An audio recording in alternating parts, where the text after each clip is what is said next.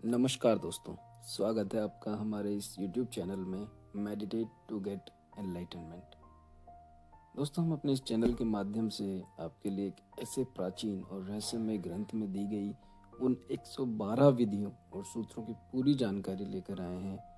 जिन्हें सदियों सदियों से रूपांतरण और ध्यान के मार्ग पर चलने के लिए प्रयोग में लाया गया है। और दोस्तों, ये ग्रंथ और ये विधियाँ इतनी गूढ़ और सूक्ष्म हैं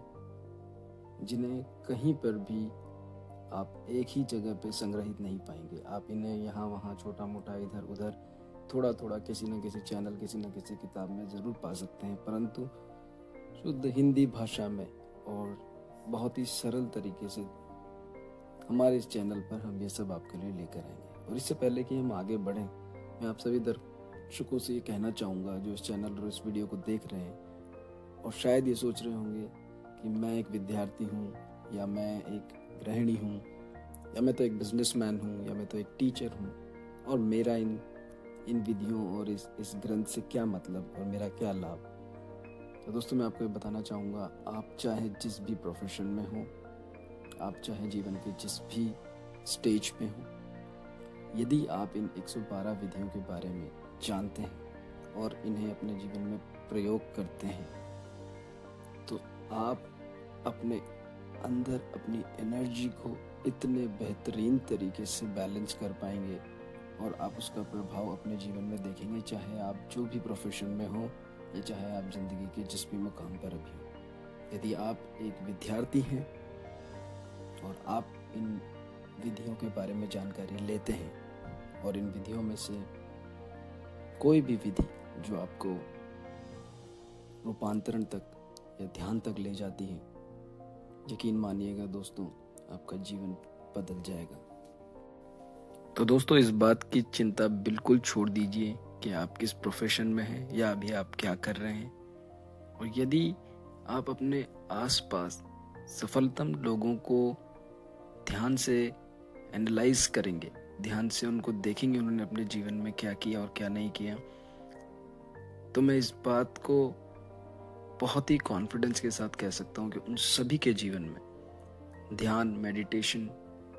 और रूपांतरण के प्रति कहीं ना कहीं बहुत गहरी जिज्ञासा है और कहीं ना कहीं उन्होंने इन सूत्रों का प्रयोग ज़रूर किया है। तो अब और डिले नहीं करते हुए मैं आपको लेकर चलता हूँ सीधा इस बात पर कि हम किस ग्रंथ के बारे में बात कर रहे हैं। दोस्तों, हम बात कर रहे हैं विज्ञान भैरव तंत्र।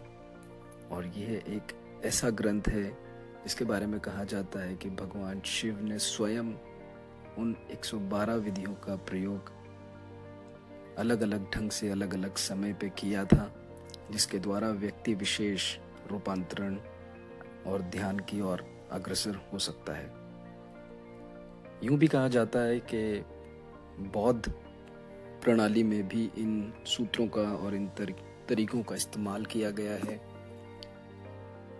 जिसकी वजह से कभी कभी ये द्वंद्व खड़ा हो जाता है कि क्या ये ग्रंथ बुद्धिस्ट लोगों द्वारा प्रयोग किया हुआ ग्रंथ है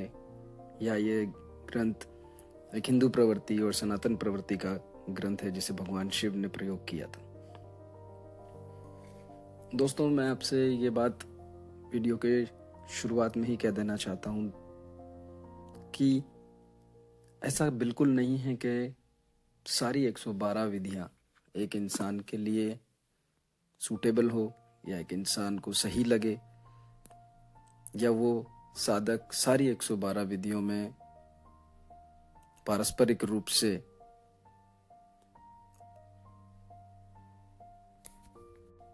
पारंगत हो जाए। परंतु इस बात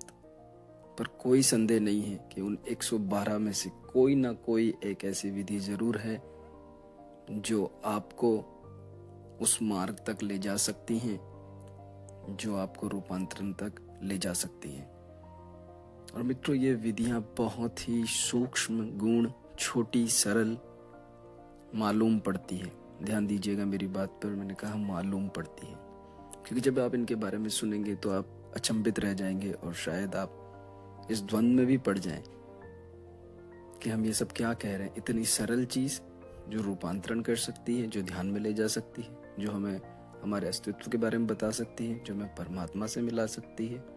जो हमारे इनर एनर्जी के सिस्टम को बैलेंस कर सकती है। क्या इतनी सीधी और सरल बात, क्या इतनी सीधी और सरल विधि ऐसा कर सकती है? जी हाँ दोस्तों, ये बहुत ही सूक्ष्म और गूढ़ दिखती हैं, परंतु जब हम इनका प्रयोग करते हैं तब हमें असलियत में एहसास होता है कि ये हमें कितना अवेयर करती है, कितना जागृत करती है। और इन्हें बिना जागृत हुए, बिना संपूर्ण फोकस से किए हुए कर पाना कठिन ही नहीं बल्कि नामुमकिन है। अब इससे पहले कि हम विधियों तक जाएं, मैं आपको कुछ खास बातें बता देना चाहता हूँ, जिसमें सबसे पहली बात यह है कि इन विधियों में से बहुत सारी विधियां कुछ वो जवाब हैं जो माता पार्वती द्वारा पूछे गए प्रश्नों के रूप में भगवान शिव ने दिए जब उनकी वार्तालाप होते थे और माता इस तरह के सवाल पूछती थी, और उनका उत्तर देते हुए भगवान शिव ने कई सारी विधियों का वर्णन किया। और ये जो 112 विधियां हैं दोस्तों, और जैसा कि ग्रंथ का नाम मैंने आपको कहा, विज्ञान भैरव तंत्र, तो उसी से हम ये समझ लेते हैं कि ये सारा सब्जेक्ट जो है तंत्र का है। और तंत्र का जो मीनिंग है या जो तंत्र का मतलब होता है वह पूरा विज्ञान है दोस्तों। तंत्र एक दार्शनिक विषय नहीं है, फिलोसॉफिकल विषय नहीं है, ये कोई एक इंटेलेक्चुअल विषय नहीं है। ये पूर्ण रूप से एक टेक्निक है, पूर्ण रूप से एक विधि और सिद्धांतों का विषय है। तंत्र का अपने आप में शाब्दिक अर्थ ही टेक्निक, सूत्र अथवा विधि होता है। और जब भी हम तंत्र के विषय में चर्चा करते हैं तो हम इस बात का ख्याल में ले लेना चाहिए कि यह एक विज्ञान संबंधी चर्चा है। और जहाँ भी विज्ञान का अस्तित्व होता है तो विज्ञान का चरित्र हमें मालूम होना चाहिए कि विज्ञान हमेशा इस बात पर जोर देता है कि कैसे, जबकि फिलॉसफी या दार्शनिकता हमेशा इस बात पर जोर देती है कि क्यों। अर्थात मैं ये कहना चाह रहा हूँ कि यदि आप फिलॉसफिकल चीज़ों को देखेंगे, फिलॉसफिकल तरीकों को देखेंगे, तो वहाँ पे हमें अधिकतर ये सवाल पूछना होता है कि क्यों। जैसे कि वाई दिस एग्जिस्टेंस, ये अस्तित्व क्यों है। परंतु जब हम विज्ञान और तंत्र की तरफ से सोचते हैं तब हम ये सवाल पूछते हैं, how this existence, what is this existence, अस्तित्व कैसे है, अस्तित्व क्या है। और जैसे ही हम ये सवाल करते हैं कि अस्तित्व कैसे है या कोई भी चीज कैसे है, तो हमें तकनीकों, विधियों का और मेथड्स का महत्व सर्वोपरि दिखाई देने लगता है। तंत्र दार्शनिकता नहीं है दोस्तों। यदि आप भाषा जानते हैं, अवधारणा समझते हैं, तो दार्शनिकता समझना कठिन नहीं है। लेकिन जब हम तंत्र की बात करते हैं, जो कि रूपांतरण और परिवर्तन मांगता है, जब तक आप अलग नहीं हैं, भिन्न नहीं हैं, परिवर्तन नहीं करना चाहते, तब तक तंत्र को समझना कठिन है। तो ये जो 112 विधियां हैं जो हम आपको आगे बताएंगे,